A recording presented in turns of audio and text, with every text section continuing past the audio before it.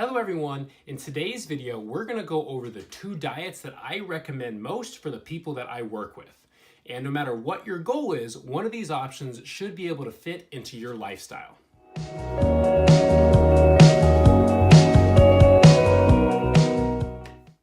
So in today's culture, we kind of live in this black and white society where we want just straight, this is good, this is bad. And really, when you're talking about your biology, it doesn't really work that way.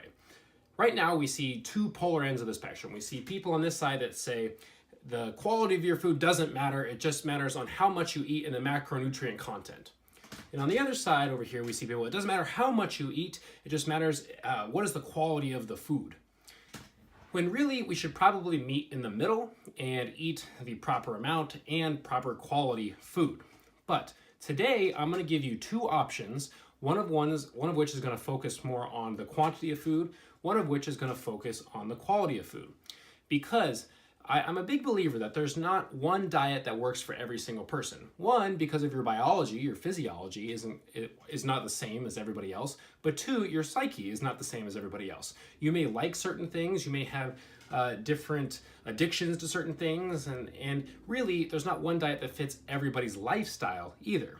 So today we're going to have 2 options, one of which that focuses on you being consistent, and the other which focuses on you being disciplined. So let's start with that side first. So this is going to be the quality of food side. So how this diet works is I give you 5 rules that you need to follow. And if you can follow those 5 rules, you will probably be successful.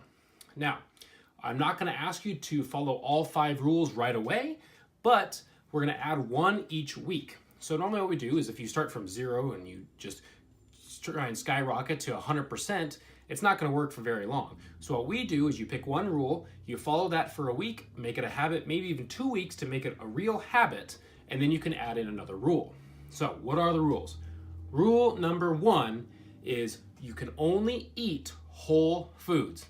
I do not mean whole foods the market, the supermarket. I mean whole foods, meaning you cannot eat anything processed. So to make it simple is if you don't know what animal or plant it directly came from, you probably shouldn't eat it. So bread, let's look at that. Would that be a whole food? You may know what plant it came from, but it did not directly come from there, right? It had to be processed along the way, so that is not a whole food. What we're essentially looking at here is going to be, meats, vegetables, fruits, these sort of things that you know exactly where they came from. That would be considered a whole food. Right there, if you can follow that rule, you would be in great shape. Okay, next rule that we look at is you need to have at least 2 macronutrients per meal. So what are our macronutrients? There's actually 4, but we're not going to consider alcohol a macronutrient today. We're going to look at protein, carbohydrates, and fat. So you need to have 2 per meal. So what are those things? Protein is going to be like our meats. It's going to be things like eggs. So there are other proteins that fall into that category too. Some plant-based proteins and that sort of thing. Next up, we're going to look at fats. Fats are going to be your oils, butter. It's going to be things, even avocados of fat, cheese, nut butters. Those are going to be our fats. And the last thing we look at is going to be carbohydrates. These are your starches, right? So it's things like bread, even though you can't have it.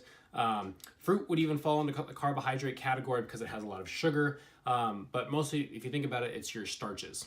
Okay, so you need to have at least 2 of these per meal. This is important because when we look at the insulin effect or the blood sugar effect that a lot of carbohydrates have on you, it can be slowed down if you combine it with a protein or a fat. So an example of this would be like if you're going to have a snack of an apple. Now an apple is pretty much just sugar. It has some fiber in there, but it is just carbohydrates. Now when you eat that, it's going to skyrocket your blood sugar. But if you combine that with a fat such as peanut butter, it's going to slow that down. It's going to be a lot better option for you. So if you're going to have a snack, it needs to be apples and peanut butter. It needs to be grapes and cheese. We need to combine macronutrients. Essentially, no meal should be just carbohydrates. We're not going to really find a lot of meals that are just protein or just fat. If you do, I'm not really as concerned with those. We just don't want to see as many meals be just carbohydrates. So rule number 1, only whole foods. Rule number 2, at least 2 macronutrients per meal. Okay. Rule number 3 we have is at least 2 servings of vegetables per meal. Now, what is a serving? Think about it as the palm of your hand. The diameter here, the diameter here and the circumference here, and then also the thickness of your hand as well. That would be a serving. So every meal you have needs to have at least 2 servings of vegetables. I know, a lot of times we think of vegetables at breakfast is a little weird. And maybe I'll give you a little bit of leeway on breakfast, but there is no breakfast police that is going to get upset with you if you have broccoli for breakfast. But we want to aim as much as we can to get at least 2 servings of vegetables per meal, hopefully getting at least 6 per day. Next rule here is only 1 serving or less of carbohydrates per meal. So those starches that we talked about before, we cannot load our entire half of our plate up with some sort of starch, whether it be rice, whether it be potatoes. Even those are whole foods, they still are very heavy in carbohydrates, and we might want to avoid those. There's another video where we talked about why carbohydrates may not be the best food for you at the moment. Just to make this very clear too, I'm making this video for the general population. If you are an endurance athlete or looking to really looking for athletic performance, this video might not be for you. But if you're looking to lose weight or just like tone up or maybe even build muscle tissue, this is for you. So to get back on track, those carbohydrates, we want to reduce those down to 1 serving or less per meal. So once again, you know the size of your servings here. So let's recap. Rule number 1, only whole foods. Rule number 2, you can at least 2 macronutrients per meal. Rule number 3, at least 2 servings of vegetables per meal. Rule number 4, 1 or less servings of carbohydrates per meal. Now, finally, we get to our last rule. And my rule here is 1 or less supplemented meals per day. So a lot of times when I'm asking you to, you have to eat whole foods, you're not allowed to, I'm asking you to eat pretty much unprocessed cooked meals or, home cooked meals. You can get these out there, but most of the time you're probably gonna have to cook at home. We're gonna not be able to do that 24/7. So you might have to supplement a meal in with a protein bar, a shake, something like that, which is fine, but it can only happen once per day. We still wanna go for those whole foods. So when you're in a pinch, grabbing a protein bar, we like protein bars like Quest bars, One bars, those aren't bad. Even the RX bars, they're completely all natural whole foods. We really like these things, but we only want to see this happen at least, only once per day. Okay, so you have 5 rules. If you feel like you can't follow those, I'm going to give you other options. But this would be my number 1 choice for most of you. Now, this is what I follow. I don't like to track my food, which is going to be our second option. And so this really works well for me. I try and only eat whole foods. I pretty much only eat whole foods, and I keep those other rules in check. Okay, if that seems overwhelming to you, remember that you only have to do 1 a week until you make it a habit. But if it still seems overwhelming to you, let's go with another option. This option is going to require less discipline, but it's going to require a lot more consistency. So what we're going for over here is you're going to have to track all of your food, and it's going to have to fit into your given allowance per day. So essentially what we're going to do is you're going to get a certain macronutrient count per day, and you're going to log your food and it has to fit into this. So the app that I suggest everybody download is MyFitnessPal. It's very, very easy to use. There's other ones like MyMacros Pro, or there's even the MyPlate app. I've found that MyFitnessPal has the biggest database and it's the easiest to use. Now, how do you know how many calories to eat? So this is going to be actually a little bit harder to calculate. Now, there are calculators online that you can go use. I don't find them very accurate. There are algorithms that you can find in nutrition books. Once again, I don't find them very accurate. There's just too many factors that go into what's called your basal metabolic rate. How many calories do you burn on a daily basis? There's too many things that go into that. What's your activity level? What's your genetic makeup, right? What have you done to your metabolism over the past 10, 20, 30 years, right?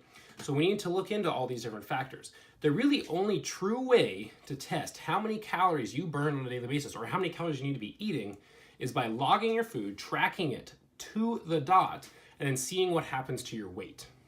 So what I always suggest people, you're not going to be able to start today. You're actually going to start a week from now. But for the next week, what you're going to do is you're going to log every single thing that goes into your mouth into MyFitnessPal. So whether it's a snack, whether it's a full meal, whether it's a piece of gum, you will log every single thing into MyFitnessPal. I do not want you to change the way you are eating whatsoever. But after a week, we're going to weigh in every single day. You're going to track your food every single day. And then you're going to say, okay, here's how many calories I typically eat, or here's how many calories I did eat for this past week. And this is what happened to my weight. If your weight stayed the same, that calorie amount is probably how many calories your body burns with your basal metabolic rate and your lifestyle. Okay. Now, depending on your goal, we now need to adjust. If you want to lose weight, what I would suggest is knock off 500 calories from this every single day. So if you were eating 2,500 calories, guess what? Now you're eating 2,000 calories. And you've probably heard this in the past. If you have any sort of knowledge of nutrition, there are 3,500 calories in a 1 pound of body fat, which makes up 500 times 7. If you do that for a week, that's 1 pound of body fat lost per week, if that's your goal. If you are looking to gain muscle tissue, what I would suggest to you is adding in anywhere between 300 to 400 calories a day, and that'll get you there, because when we look at a pound of protein, it's around 2,400 calories. So we don't want to go too overboard. We need to actually be in a little bit of excess from that.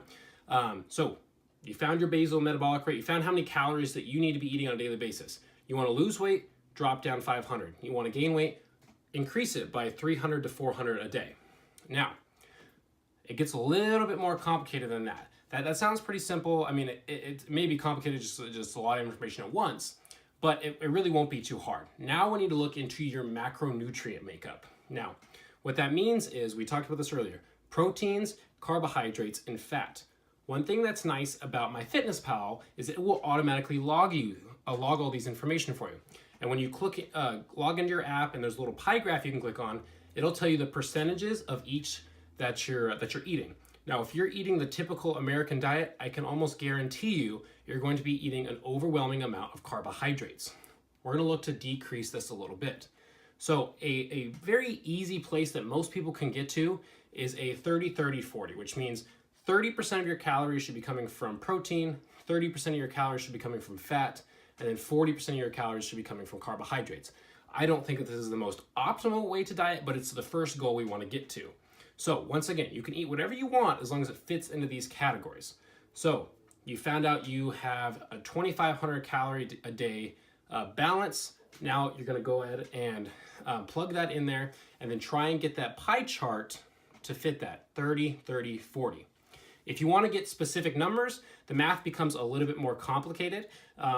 We have to realize that there's different calorie amounts in different macronutrients between proteins, fats, and carbohydrates. Proteins and carbohydrates have around 4 calories per gram. Fats have around 9 calories per gram. Alcohol has around 7 calories per gram. So it all differs, so it does take a little bit of math to figure this out. But there are calculators online that you can use to figure this out as well. So let's wrap this all up. You have 2 different options that you can go with. 1, the discipline option. You need to follow my 5 rules that I gave you, adding in 1 rule a week until you get perfect. The other side is going to be the consistency side, where you're going to track all of your food.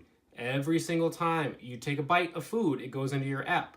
And then you need to stay within your calorie goal and within your macronutrient goal, right? So kind of you can test out both, see what works best for your lifestyle. If you're a person that has a hectic lifestyle, you're crazy busy, you're all over the place all the time, I would suggest the discipline side. If you have a little bit more time on your hands, but you find yourself craving junk food and you just can't seem to stay away from the foods you shouldn't be eating, I would probably sit more on the consistency side. So hopefully this helps you pick a lifestyle change that is right for you. And then if you have any other questions or need any more help, you can always reach out to us at endomath.com, leave comments in the section below, or you can always reach us on our website. Thanks.